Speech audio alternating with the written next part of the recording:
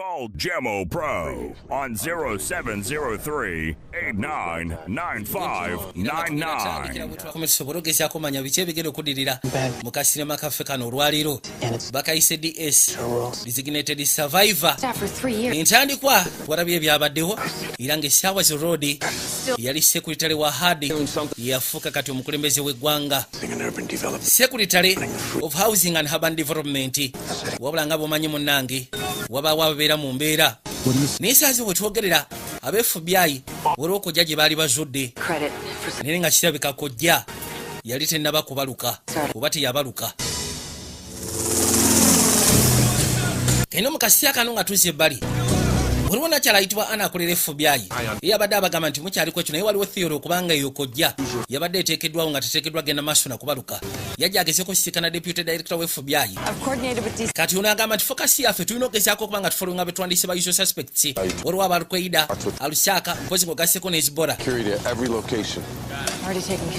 njagala lisi bagezeeko okubanga bekkaanya buli kafo wonawona bekkaanya okono butereevu yajja ebbali n'asooka atunula Ana abadde amugamba nti waliwo possibility okubeeranga kati kojja bagitwala ku St Andrews baatugambye nti beetaaga buli kye tujja wano basobole okugezaako kiteeka mu kifo kimu we basobola okukolera analysis tibaaga tubisaasaanye kojja gye basudde wano bagitwala mu St Andrews naye ng'afaana amugambye deputy director nti essaawa zo twaga tufokasinge ku ba usual suspects waliwo abalukweida waliwo abayitibwa Alshak ng'ogasseko n'ezibora yakwatikubo n'asooka afuna ekipande ekya Capitol Building n'asooka akitunuulira abasajja kuno se babasekudde kabineti yonna tudda ku White House erudda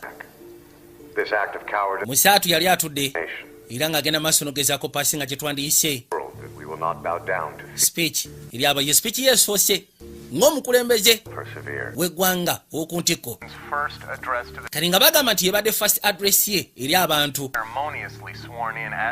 era nga bagamba nti essaawa eziteetoolodde ennyingi nnyo akaseera akayise mabega abadde yakamala okulayizibwa nga pulezidenti w'eggwanga omupya naye nga bagamba nti mu biseera ebiyise si ye muntu abadde elected abadde just appointed abayaaye nga b'obamanyi basooka ne bakulumbirawo basooka ne bamulumbirawo speech gyawadde badde yakijega tibamanyi oba anaasobola okugezaako bakulembera tabangako nga mukulembeze nga mulonde just abeera appointed kati wuyo abadde mu byamayumba alwanira bamufuna mpola katonda wange yakwata ekubo nasyako ekkooti najja nga asembera mpola ebiseera ebisinga bw'obeera omukulembeze ali appointed bino bye bizibu byogezaako sisiikana kino kiba kikunyiga nnyo nga bakwogerera naye ate bw'obeera mukulembeze ali elected ku nsi ya Katonda abalonzi boogera abamu babeera baaguba dda kati nga ye kiba kimunyiga mu ngeri emu oba endala yaggulawo ebbali amakya amalungi yasooka n'abuuza wesiwingi eriruddawa anti odda sayidi seeyo White House neno kamala anti we yajja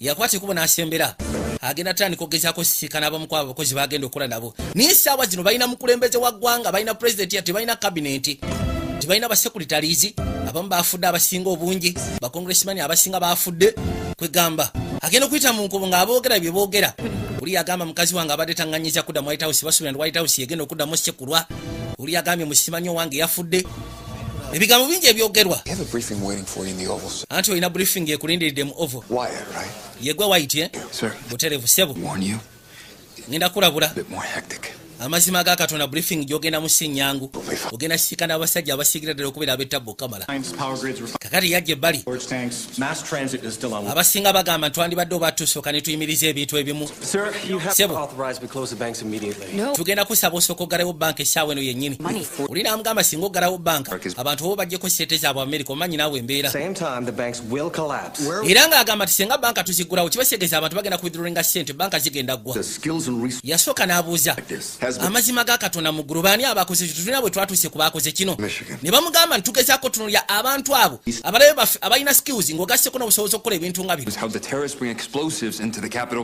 Katonda wattu buli omu ayogera yakwata ekubo n'asooka ajja erudda bagenda funa briefing okuva eri deputy director wa FBI kati oli agamba twandibadde tugenda maaso n'okukwata buli omu yena gwe twandisuubidde nti ayinza okubeera suspect onaamubuuza nti oyagala kukola ekiyitibwa enhanced interrogation gwogimanyi bwebeera omanyi resources zoba weetaaga abaaye agenda okugezaako okwagala okwogera nabo onaawakana onaayomba onaleeta kiteeso kwega abeera bidde n'okwerabira nti waliwo omukulembeze yabulwa kyayinza obbagamba musatu n'akwata bukwasi kubo n'akumba najja erudda asooka afune wakakkanira yazaawo olugye bawulira lugye kweggala ayiseemu buyisi buli omu sseba alina ekiteeso waliwo ateesa nti banka tuziggale oli n'agamba bw'onooziggala gwe abantu omanyi kyekinaabaawo n'amugamba singa tetuziggala abantu bagenda kujjamu sente zaabwe ate banka weziba zigenda kurapusinga yajja erudda naye nga ekibuuzo kye ekibadde ekikulu temunabafuna baakoze kino oli n'agamba tubadde tutunaba bafuna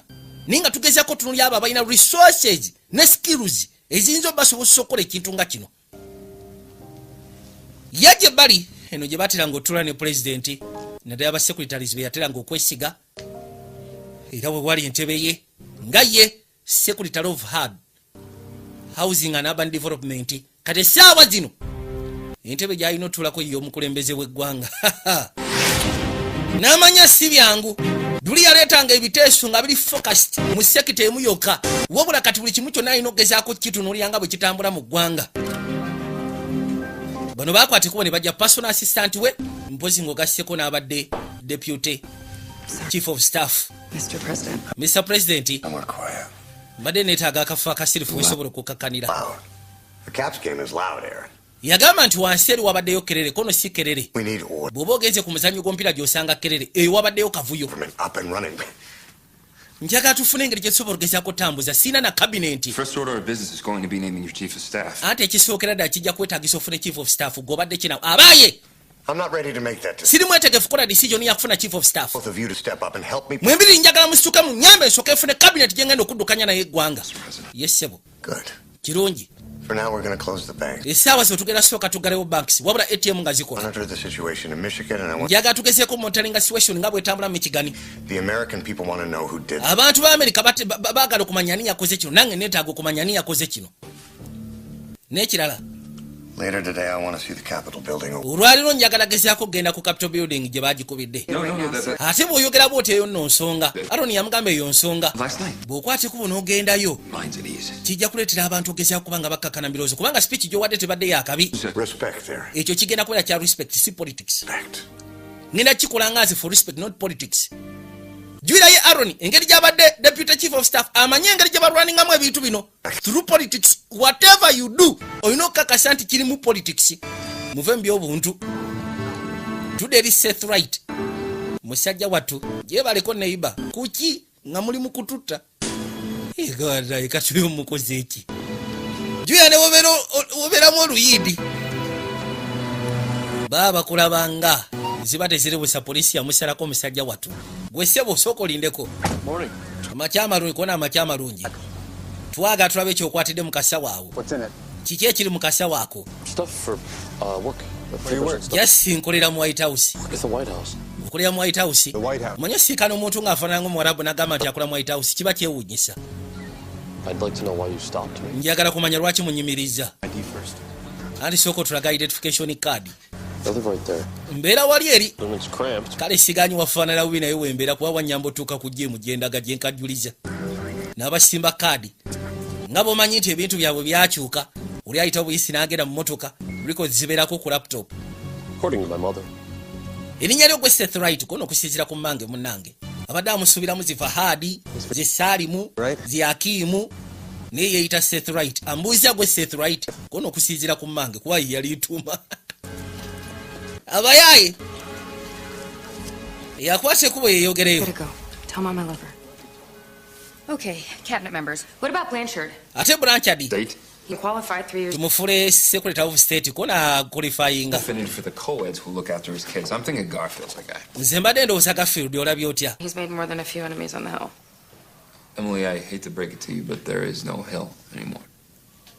ati Garfield bw'ona omuleeta alina abalabe ku Hill, Capitol Hill.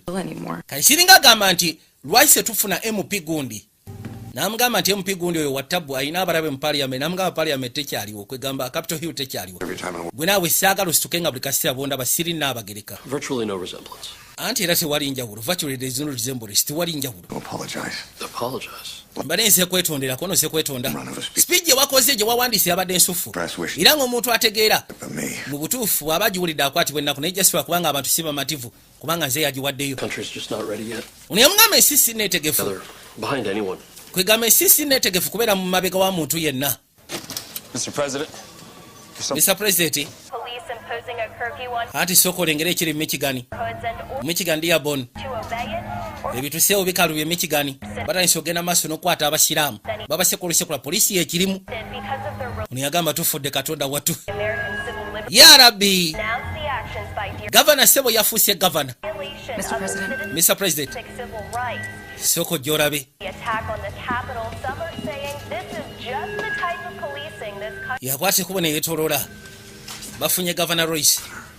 Governor Royce ali ku simu. Governor Royce yabaleko mukama wange. As expected, it's lots of madness here, as you can imagine. Ati munayo kusisia kumbeera nga bweri. Seen reports that the police in Dearborn are rounding up members of the Muslim community. Afunye information nga bamugamba nti abasirikale bali mu Dearborn batandise okwata abasiraamu. Bali njagala nkuyambeko tuyimirize poliisi kono lwaki mbanji yimiriza ng'ekola mulimu gwayo. Ng'olwedde ensi yatoyene order babakwate. That doesn't mean they're doing anything wrong. Ekitegeeza nti abasiraamu abali mu ggwanga balina ekyamu kye bakoze. Kati gavana agamba nti nze nsinga komiti y'abasiraamu okwetolola ensi yonna mu Amerika. Nze nsinga komiti y'abasiraamu. Unamugamba tekitegeeza nti be baakikoze. First and only priority is to make sure they're safe. Nze ekisookera ddala ekisingira ddala okubeera ekikulu gezaako kakasa nti abantu bano bali safe. Amugambidde nawe gwe toli mukulembeze wange. There is no Congress, there is no Supreme Court. Era ng'agamba nti essaawa zino tewaliwo Congress, tewaliwo Supreme Court. And you have yasembayo mu buyinza ku saidi y'omu Michigan ate gwe toli na buyinza kunyimiriza. So you'll have to excuse me, Mr. Kirk. Ogenda kunsonyiwa ssebo Mr. Kirkman. Amuyita na Kirkman, tamuyita na President, amuyita Kirkman. Bano abasajja bazibu Kamala. Njaga mwekanye mwige politics. Yagana muyita governor nti wa Lukwago yekyanze sijja gendayo twagazaaki. Kakati governor amugambye mbokusinzira nga bwe biri tiwali kooti tiwaliwo simanyi supreme biki kati yakulembera waliwo omukyala yaleetebwa. We should go over which calls you want to return personally. Nze ngamba nti waliwo amasimu mangi ag'abakulembeze abamu ab'enjawulo abandi yagadde ogezaako okuba nga boogera naawe twaga tugezeeko lwa amasimu kigwandi yagadde okwasaganya. Anti munayinza sifaayo ku kibatumbavu kye boogera abakuma TV naye speech gye wabadde yabadde esufu. Mpozi gwani? Ayitibwa Kembo Hoekstraat, Congresswoman Kembo Hoekstraat. Nabadde other designated survivor. Other designated survivor. Soko lindeko soko jebbali. Eteeka liri nti abeera omu. Kati yeewuunya okubanga wabadde owookubiri. Babadde babiri. Kati ono yamugamba kukulonda omuntu owaabwe ekyo kyo bakikolanga nnyo ebeera nga rutini gye bali. Singa just cabinet eba eweddewo nga bo balina gwe basigazza. Kati yamubuuza olina ky'omanyi ku mukyalo oyo kubanga kati at least gwe waweerezako Senator Kyle. Kima kikimu kyokka nti mugezi Kamala alina experience y'obukulembeze. Era nga wa Republican pure. Esigeza alina experience y'amaanyi n'okusinga president aliko kola obutereevu. N'akwate kubona yetwa. Kati n'aba Republican bagezi. Bonga bo kiringa buno gamba nti ekibiina ky'FDC. Meeting kugamba State Union bwe beegenda otuula ab'FDC nabo bagamba nti owai naffe katuterekeyo omuntu owaffe omu yekka gwe bamanyi nti oyo kakensa singa ensi eba efunyemu obuzibu. Wabeerawo possibility abantu okugamba nti oyo tumulabye enfunda eziwera asobola okwasaganya eggwanga. Kakati aba Republican sebo bo baaterekayo owaabwe ng'ekibiina wabula tebaagendera ku ssemateeka wa ggwanga wabula baaterekayo owaabwe ng'ekibiina. Kakati batuula ebbali. Mukazi amugamba nti omanyi kiki nakoze? Nze gwolaba ssebo nakedde n'ensaba. Yakaabye n'asaba. Omuntu gwe yasembayo okukola ekintu kye kimu ebiseera biri we baakubira Twin Towers. Ebituuse kati tulina ogezaako kuba nga tukwatira wamu. Democrat, Republican, Independent. Fena tulina okuba nga tukwatira tekikyaliko nti gundi oba gundi. Anti weebale nnyo munnange. Yagamba nti kati agenda ku representing aba Congress. Later this afternoon, I'm going to the Capitol. Emisana gulweri ngenda kwate kuogenda eri ku site gye baakubye. Mbadde nsaba singa tusobola ogenda ffena ne tulaga unity. Kuba tewali tabu. Njasobola ogenda nawe Mr. President. Naye ng'okusinziira ku profile. Briefly. Kubanga Aaron abuuzizza Nakyala n'amubuuza gwe wakola ku Senate. Wakolako mu Senate kwegaba wakolerako Senate ayitibwa Clyde. Njagala ompe information ekwatagana ku mukyalo oyo. Congresswoman ayitibwa Hawks Stanton. Namugamba nti kyenkamanyiko kakazi kagezi mu byobufuzi kaluddemu ate ka Republican pure kalina experience etenkani kalina experience n'okusinga omukulembeze atudde ku ntebe kakali tudde ebbali ono yakwata ekubo najja mu St Andrews gye bali baleese obukakafu obusinga obungi abuuza kwono kojja kaki kyosobola otubulira ku kojjayo profile ki gy'olina agamba nti kojjayo yankola yabalasya ate nga yavudde mu ttaka ndowooza lya Afghanistan okusinza ku silikoni kati ekyewuunyisa kojja alina patisi za njawulo mulimu omulasya mulimu omuyiraani kwegamba waliwo yonna eyajja assembly nga yakozesa ebintu bingi nnyo ebyeya tosobola geza kubeera specific nti yakolebwa okuva mu Russia kati yasooka n'abuuza lwaki siyabwatuse kono waliwo possibility nyingi okusinga nti firing trigger yali ya mu Iran oba osanga omu Russia n'omu Iran ebyuma byabwe tebikwatagana bulungi nnyo kale oba gundi zaabwe tezikwatagana nga kyekyagiremesezza namugamba kisoboka omuntu okera ku makya naaba nga programu ye yakubwatula kizimbe naaba nga teyasobola kusooka gezesa kojja ezo n'agireeta buleesaawo ng'akimanyi tejja kuba bateeka okuba nga bakola test nze sifaayo gavana akola ki ekikubu kya byonna njagala kwogera ne gavana nze sigenda kulinda naawe bannange gavana sibaaganye okuddamu okukwata amasimu kikyenteekeddwa okwogera nfuna engeri gyensobola ogezaako okukakasa nti nkola speech nesobola ogezaako okugatta abantu bonna naye ate kyewunyisa embeera ekayanye mu Michigan ekyo tokiteeka no mu speech njagala Winbrat kati ono anoonya Anthony General oyo gwogenda okozesa ye jamaa waffe oyo yasomera mu Yale yaliko Clark wa Thompson gwe buli kimu kyonna okiteeka mu mpapula naye ate ono ze nali mulabyeko nga njogera waliwo ensobi gy'otategeera okusinziira ku gavana wa Michigan engeri gy'afuuse ettabbo eri eggwanga lyaffe bino tugenda sooka tubiteeke ebbali twetaaga omuntu asobola okukola decision ez'ekiro kyafu bw'atyo bwe yagambye kati ono yajja n'abiyitira mu mukazi we ssebo gavana bwe yamugambye mbu ye tamutwala kubeera mukulembeze we alinga anyuma ssemateeka tosobola kumukkiriza kikola kono sigenda muleka nagezezaako okufuna abaloyo okuva mu yafesi ya Anthony General kubanga Anthony General yafwa keri yafunye baloyo okuva mu yafesi ya Anthony General bamuyitire mu ssemateeka balabe engeri gy'alina okwasaganyamu gavana wa Michigan okimanyi kooti zonna zibadde closed kona amasomero banka butale bwonna twabugadde waliwo ba junior lawyers abali mu faamu yewange bo bagamba baagala fuluma Washington DC wala waffe asobola otegeera ki ekigenda mu maaso ye musanyufu okubanga olredi ali mu kitanda ekyakabi ali mu White House ebisigadde tabimanyi lwasonga nassemuganya kulaba TV n'abuuza ate mutabani waffe kono ye yeggalidde nga bw'atera okukikola ndowooza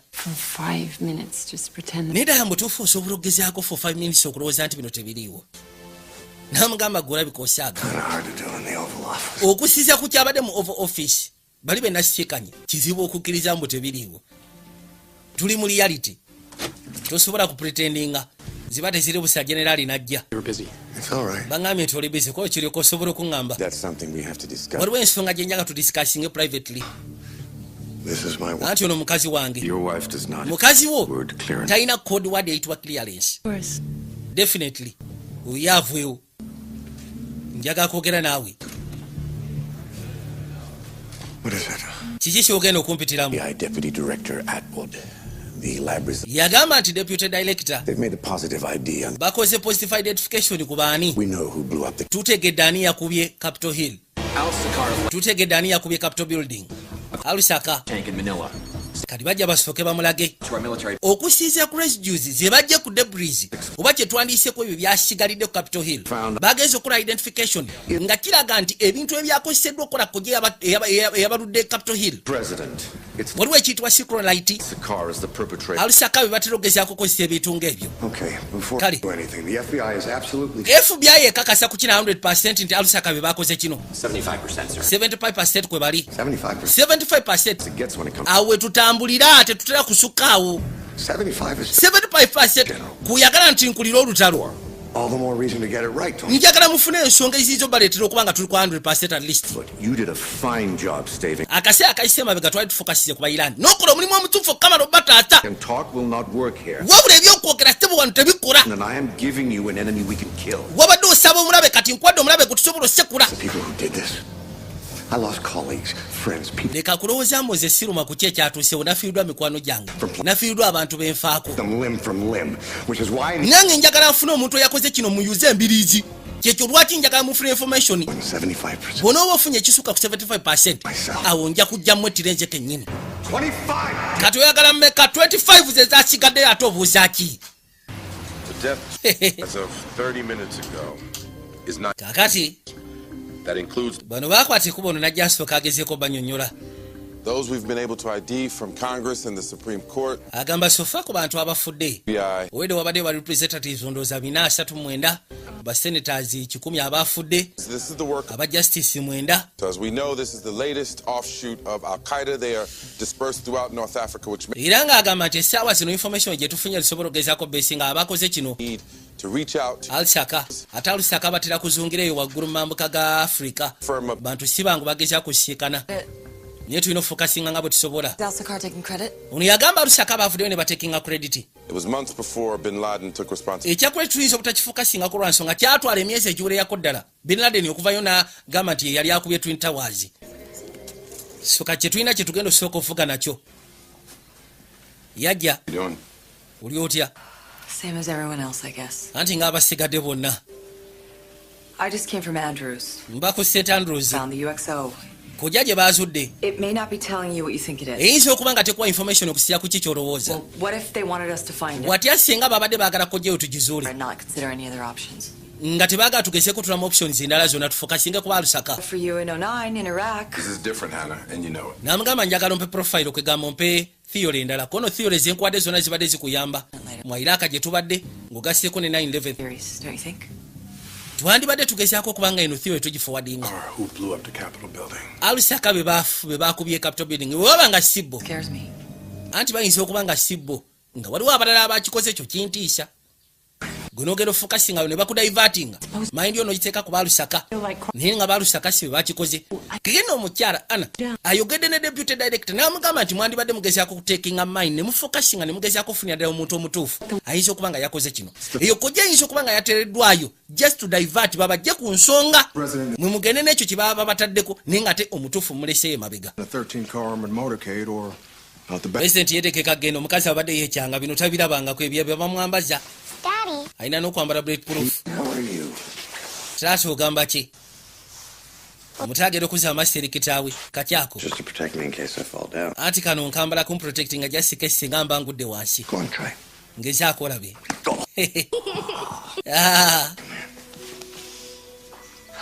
Njaga wekaaji. Nabagambye kano muggo. Teri kuzikiza. Hold on. Where's Leo? Soko lindeko liya aliruddawa. Abadde abuuza mutabani we kono nzuuno. Ngenda kusaba amaaso gakumire ku oyo. TV, okay? Any of the news, it's too real. She doesn't need to see it. Nkusaba saagala labe ku bya ku TV owulidde. Yeah, I understand. Anti buterevu osobola okukitegeera. Sir, you won't be wearing a tie? Kati ogenda kwambala taayi yo? Sigenda kwetaaga taayi. Nibakwateko bajje basobola okweyongerayo. Kati agenda okulyako ne Michael gy'akozesa. Njagala omuli ebifu nga mbadde mu nkozesaako kodi ki nga ndi sekuritale. Secretary of HUD. When was that? Kodi ki? Glasses. Anti baleeta okuyita glasses. Buwaani. Jwira abasekwe service labe babakuma kati ambuuliza bifu nga sinabafuuka kyendi kubanga ayinza okulyanga kodi nemu ekyuse. Bw'aba agenda ofuluma oli alina okwogerwa sekwe service. Kati ambuuziza bifu nga sinabafuuka president nga nkyali sekuritale wa HUD. Mwakozesanga kodi nemu ki? Okwogera nti kati afuluma. Bwe bamuyitanga glasses. The capital used to be a symbol of strength, and now it's a pile. Governor agaanyi. Governor afuuse ekirala, Governor wa Michigan. Namugamba nti oyinza agezaako okubanga omugira kubanga kati baali basuubira Capitol Hill okubeera nga bwe basinziira bwe bajja amaanyi gaabwe kati yo yasekuddwa. The governor's no different, he's just elected. Ono yamugamba singa abaawo ensasa ge beegudde mu bantu ebiseera ebisinga baleetamu engeri y'okutya. Kati Governor tomwawula ku ekyo kubanga naye muntu. Singa abaawo ekintu ekwegamba ensasa ge ey'amaanyi ereeta okutya. Lori yajja ne mukazi we bagenda Capitol Hill. Esaazo we twogerera. Tuli ka DS. Vijja Jones Productions nga bulijjo. And we were talking about moving to Montreal. Now I'm trying to Musaatu agamba nti abadde together. ku kalebwerebwe ka kulizayininga. Era nga badde bapulaninga kwata kubugenda Montreal. N'ekikwasa ennaku Esaaziro waayogerera okubanga ye mukulembeze w'eggwanga. Bintu bino si byangu. Ate no nga kirabika bitandika butandisi. Mwe mulimu ensonga egimu mu bukulembeze ng'olina ggumya mutwe, ng'olina kkalubya mutwe, olina gguba. Bw'otaguba embwa zimanyira. Yajja ebbali. Are you ready for this? Oli mwetegefu okwasaganya kino. How can anybody be ready for this? Kulowooza waliwo omuntu ayinza okubeera omwetegefu ku nsonga ng'eno. Bino bikyalimu kwetegeka. Olina tomera ky'oba osanzeewo. Bano bonna bagenda okuzza amaaso nga balengera pulezidenti omupya. Musaatu azzeeyo. Kamera eza buli kkala we ziri.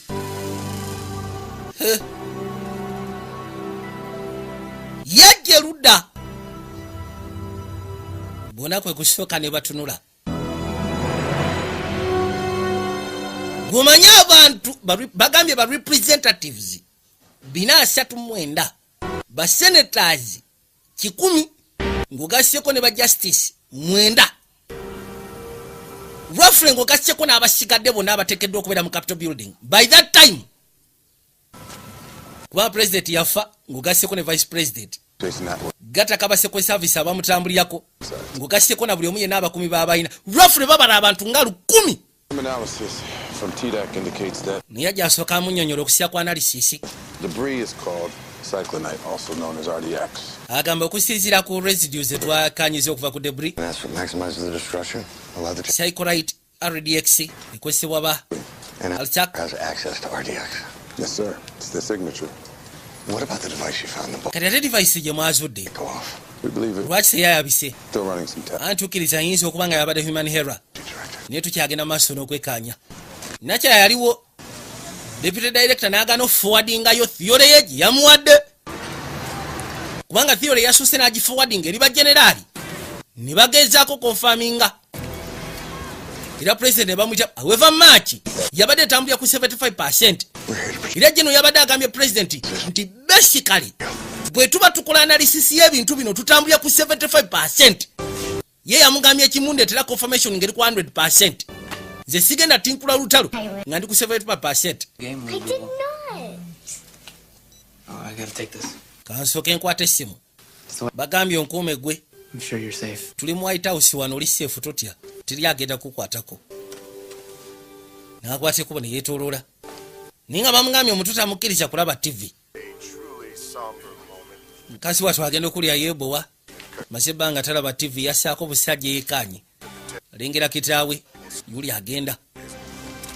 Lori yajja ajjeeko ne bulletproof vest. Kubanga agamba nti baagala bagezeeko okubanga basindika confidence mba tosobola basindika confidence mba ng'oyambadde bulletproof vest. Yakwata akazinda waalo yagala akibeko ebigambo byayogera ebitotono musajja wattu bambi. Yajja erudda. Hello, my name is Tom Kirkman. Erinnya lyange bitibwa Tom Kirkman. At approximately 10:30 p.m. Era nga abagamba ssaawa zigeze okuwera ssaawa 4 n'eddakiika 3 ssaawa 4 kitundu. Out here because I wanted to thank you Yalayiziddwa okubeera omukulembeze w'eggwanga. here and let you know that America mourns. Era ng'agamba nti ekindeese wano gezaako okwebaza abagenda mu maaso n'okukola omulimu ogw'okutereeza. This was Era n'obategeeza nti essaazi bwe twogerera Amerika eri mu kukungubaga. an act of terror. Kino ekikolwa ky'obutujju. Yesterday we saw the worst in humanity. Lunaku lwajjo twalabye nti abantu bakambwe. Today I see its best. Olwaliro ndaba abantu baffe You're all tired, nti mwenna scared. muyinza okuba mukooye era nga muli mu kutya. Someone to blame, someone to fight against. Tugezaako okunoonya omuntu gwe tuyinza okufunaana gwe tusobola olwana naye. And even though today it might look It's Michigan. Bino no information eva mu Michigan. we'll rise again. Ebyo Michigan bifuuse ebyo Michigan. Poliisi yaayo naddala mu katundu akayitibwa Dearborn. Poliisi sebe efuukidde ekirala eri Islamic community. Yagamba tufudde. I swear to you, they will not have died in vain. Agamba tugenda kukola kyonna ekisoboka tugezeeko okufuna abo abalina obuvunaanyizibwa ku nsonga eno. Abantu baffe baleme kubanga bafiiridde bute oba bafiiridde bwemage. And we must Yenna ayogera annyonnyola ng'ensi bw'egenda okubeera mu mirembe tiwali kigenda tabangula ddembe lyaffe tiwali kigenda kulinyirira ddembe lyaffe. Muslim teenager in Dearborn who was beaten by police. Kati kiki osobola okugezaako okwogera ku mwana eyasekuddwa Michigan?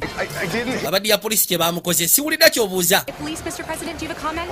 Poliisi efuuse ya ttabu bagenda maaso n'ossekula balinyirira eddembe ly'abantu ng'olw'okuba abasiraamu kyokka ne nga batuuze ba ggwanga waliwo naasembera gwe tojja gwe ssebo tojja katonda wattu yayitawo n'agwa ettale ne bamwambalira pulezidenti ne bamukwatirawa ne first lady tugende ne bakyankalana waya ayina simu temusekula bakwetikkirawo abaseko service bakuyisaawo ne bamuleeta basooka ne basawukayo first lady ne lwe ne bamusawukayo ne bakwata ekubo ne basimbula bajje basuleyo batawanyike. Njagala musooke munfune Governor Royce ku ssimu yaganye okwata essimu. Ono yasooka n'abuuza omuto gwe basekudde bambi ayitibwa Fayed nti anti ali mu ddwaliro. Alina emyaka emeka? Bwe tugenda kusaba ogende waggulu. Omwana Fayed musaatu bamusekudde bubi nnyo Kamala ali myaka 17 ng'egya mutabani waffe. Myaka 17 egy'obukulu. I don't have to explain myself to you, Hannah. I gave the president what I determined was the most relevant intel. Or you gave him what the group who did this wanted you to give him. How can he lead if he doesn't? Kati ono yamugamba lwaki president ogezezaako mu theory gye mbadde gamba. Watya gurupu eyakoze kino ng'eyagala mugezeeko kubanga mufuka singeri ewalala. I don't want to. Someone blew up the Capitol. Obuzibu obuliwo kiri kimu kyokka nti president gwe tulina sigamba nti oba alina experience mu bukulembeze bw'eggwanga. Muntu omu yagenze maaso n'okwabya Capitol. Tuteekeddwa ogezaako okufuna information. Tuteekeddwa owaayo omuntu gwe tulaba. Tetuyinza tandika sindika ya assumptions. Oyagala nzireyo nga nyina theory eyo. Then gikakase. Bw'oyagala ngene ne theory eyo gikakase. Muleetera baloyo okuva mu yafesi ya Anthony General. Abagamba governor afuuse ekyanjagala mumpe kusemataka mukwasaganyiza ntya. Osobola okuinvokinga ekiyitibwa supremacy clause n'oteekawo ekiyitibwa executive order n'obagamba bagezeko standing down wamma ojja kuba okosezza bukambwe. Then what would you suggest? A presidential proclamation. Wandikosezza ekiyitibwa presidential proclamation. Awo obeeranga akunaavunamye kubanga kwegayirira. Proclamation to secure disaster areas after. Wama Bush yakikolako okusekiwalinga disasters ezaliwo mu Katrina era kyakola. Osobola okukozesa amashoro. To be the shortest president. Awo jasi ojja kufuga kaseera katono ojja kubeera munnamagye. Musooke mulindeko. Singa nkozesa executive order nja kuba nkozesezza bukambwe. Ate singa nkozesa presidential proclamation nja kubanga avunnamye. Or incredibly self. Ate singa nkozesa military. Let me ask you a question. Kati can you agree on anything? Mwina kye mwali mukkiriziganyizaako kono ye nedda. Great. Kale yabeesonyiwa bwesogi. Bade bamuwa assumptions za birudi esatu naye nga bonna tebakofa biga. Yes. She just watched her father almost get trampled. Omwana agenze kwekkaanya kulengera kitaawe. Kataba musuuli. No, you didn't. You left her alone. Wamulese yeka. It's not my job to be your... Si mulimu gwange genda maaso namukuuma siri muzadde. Guess what? We're all doing jobs. Anti ffenna tukola emirimu egitali gyaffe si gye tubadde tukola. Leo, nothing's the same anymore. Tetukyali kyekimu mwana wange. Wuliriza ensonga zino. I know it's asking a lot. Nkimanyi okugamba okuuma mwannyoko guba buvunaanyizibwa bw'amaanyi. Wabula nkusaba okule mu bunnambiro mu bwongo. Count on you in more ways than ever. Era ng'agamba mbadde nsaba nkubalireko mu nsonga n'okusinga nga bwe kibadde. Can I do that? Nsobola okikola munayi ne nkubalirako. Anti kati awo tujja kulaba bulabi. Gamba tufudde Katonda wattu. Njagala bino bitwala lisi bigezeeko kuba nga bitambula. Aroni, we were in agreement. Twakkiriziganyizza ku kyakyoba. He's in over his head. Uyo musajja ebintu bimukalubyeko. Twaga tumatiza Lisa asobole okugezaako kumanya balukazi be baakuba. So he's certain he will not name anyone. Ekyo yagambye tagenda kikola. It's your job to come. Ogwo mulimu gw'omumatiza nga gwe. Si gwe chief of staff we. Nedda. So who is? Ani. He hasn't named it. Tannaba kufuna chief of staff. And yet another trigger. N'ogwo omulimu nagwo tannaba gukola. Ddala mbutuufu anaasobola ki? Kati musaatu yakwata ekkubo n'ajjaayo esomere mu ssemateeka. Bali baade bamuwa assumptions za mirundi esatu asobola okukozesa ekiyitibwa EOS executive orders ng'ayita mu supremacy clause. Ekyo nawe ne bakigaana ne bamugamba osobola okukozesa ekiyitibwa presidential proclamation whereby nti obanga avunnama eri governor ekyo ne bakimugaana buli namugamba osobola okuinvokinga mashoro ate ekyo kiba kya bukambwe nnyo amagye ga America gakozese ku bantu bannansi Katonda yamugamba nti osobola okugezaako federalizinga aba National Guard kubanga kati oli yakikosesaako JFK yakikosesaako nga gavana aganye okubanga amasomero muyingiramu abaddugavu ng'ogasseko n'ebirala kyakola namugamba singa ntandika ebintu ng'ebyo ate nga ndi mubukulembeze essaawa eno nga nakabuyingiramu mayinza okugezaako kitwala nti kikambwe nnyo neetaaga lisingezeeko okufuna solution nga eri just political ngeri simple yasituka esimu ng'evuse ku kujjaji kwate hello Okay, thank you very much. Then kati webale okusiya ku information gy'ompadde Tom ate kibadde ki The boy from Michigan. omwana wo Michigan He just died. afudde mwana afudde Tell me you got him. ngamba nti omufunye ku ssimu kakati kyensuude kibadde nti Smart, good job. Hookstaten Congresswoman Hookstaten Thank you. babadde balina akakiiko ke baliko aka American Institute ng'ogasseko ne Governor Royce kati asobodde omutufunira nga bwe nagambye ndi bize kyekyo lwaki sikwata masimu go For the record, I am ordering you to for the record stand down and ngenda kuhoderinga ositandinga eddawo n'abantu b'okutta bate also need you to release everybody that you've picked up today. buli yenna gw'okutta olwaliro ngenda kusaba omute nga bwe nagambye poliisi yange ekola ki kyeteekeddwa okulogeza ku protecting abannansi They're mine and it's my job. abo abannansi sebo bantu bange ate mulimu gwange ogenda maaso n'ogukola Into the Constitution. ye tannaba mukkiriza nti mukulembeze Police kona okusinziira ku ssemateeka undercover operatives nze mukulembeze on a long lead investigation. ate waliwo n'ekintu ekirala aba Homeland Security badde balina abakesi baabwe babayamba okunoonyereza kyokka abakesi abo wabakutte nabo bakwatiddemu ate sobola gezaako bagamba lwa nsonga tolina clearance ate singa babeereyo kibaseegeza ogezaako okuobstructing okunoonyereza I'm sure you're aware of the consequences. ndowooza omanyi consequences eziyinza okubaawo singa ogezaako okuobstructing okunoonyereza aba Homeland Security balina abantu abo bakwatiddemu nze kyenkola gezaako kakasisa nti abantu bange bali safe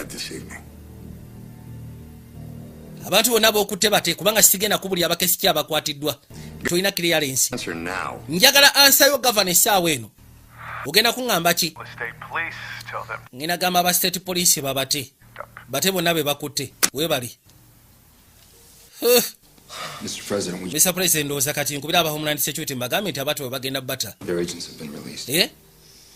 ba agency ba Homeland Security bagenda teebwa yamugamba tebaddeeyo It was a bluff. just ebadde bluff For now.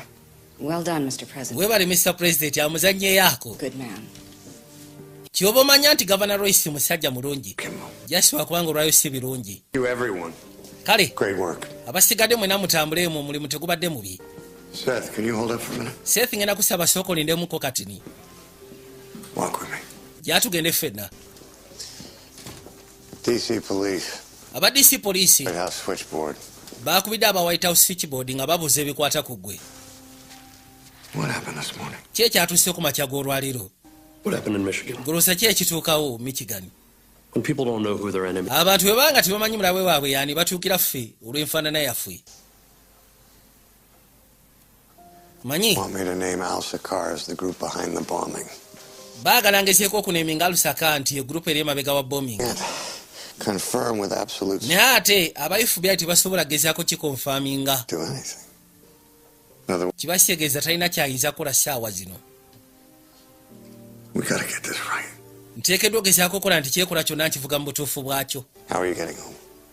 bamugamba era ojja kikwasaganya Home, I can have the Secret Service drive you. ogenda kudda otyeka nsobola ogamba aba Secret Service bakutwaleko ye nedda njatuuka n'akwateko bweyongereyo weebale Seth anti weebale nnyo ssebo kakati kyakoze gavana agenze n'agamba gavana Could I please have the number for Danny Fayed's parents? njagala osooka ofuna enamba ya Dan Fayed agambye gavana wa Michigan nti essaawa zino ogaanye naye abantu b'okutte bonna b'ogenza okuŋŋaanya mulimu bambega ba Homeland Security Homeland Security be yabadde etaddeyo ogenda okukola okunoonyereza kyokka ate gwe tolina clearance nze kugamba bambega abo be baani kati ngenda kusaba ote buli omu yenna gwe wakutte bambega abo bajja kuba bafulumye era n'amugamba nti singa tukikola kibasegeeza ogenda kuba ogezaako obstructinga okunoonyereza ate bw'okiyingiramu mu ssemateeka gwe mba nnyina kukwata direct oba si ky'Homeland Security eba egenda kukwata direct tiwaba kuwoza eyo ssebo gyamuyise oli nga talina kyakkola yalina okuta buli omu yenna yali akwatiddwa Lwadi atudde ebbali asiriikiridde nabagambye ku nsi ya Katonda mugenda ne mulaba omukulembeze naddala omukulembeze akulembera eggwanga ne mulowooza nti ebintu ebyo byangu olinayo akakofiira kesobola okwebulizabuliza muganda wange Mike n'amugamba nnyinza okuba nnina n'akwata ekubo ne yeetooloola agenda mufuna ekassepeewo ono aba aliwo n'agenda okuza amaaso waliwo ofiisi yamulengera n'ajja waali neyamanya nno kati byononese bwe batyo bwe beesomba mpola mpola olina g'ofiiriddwa anti era bwe kiri ffenna tufiiriddwa munnange lwodi ekizibu ekira kyasisikanye bali bo baagala sekula wabula ebiseera ebisinga singa okola decision mu byafaayo niwe bitaba byafaayo singa kikola backfire gwe omukulembeze aba yalagira gwe bassaako obuvunaanyizibwa kati bali bo bagamba nti alusaka bayinza okuba nga be baakoze kino okusinziira ku information analysis gye baakoze residues ze bajje ku debris ewabadde okubaluka naye nga n'FBI mugamba nti information gye tukuwadde naffe tugivuga 75%. Tuwadde erudda ono omukazi ali mu White House ka Republican naye nga sebo Republican we bakerera ku bakyane bagamba naffe katukole designated survivor kibasitegeeza baba bayide ekintu kirowoozo maaso eyo wakati already ekisanja ye Richmond yabadde akivuzeeko emyaka 3 nga wasigadde emyaka 2 bagende mu elections kiba kitegeeza nti essaawa yonna Republican eyinza okuba nga yina candidate gwegenda okuleeta nga aspirant kati mu bbanga eri omukyalo oyo ayinbanga wakwegereza atulidde kalina experience eteekanika esinga ya Kakman kukajje kesimbawo nga bakalonda mu bifo byonna byekabadde mukabadde elected naye ate ye ebifo byabaddemu abadde appointed okutuuka watuuse tabeerangako elected dengera tabu ziba teziri busa information efuluma bazudde survivor mu bantu 10 waliwo azuuse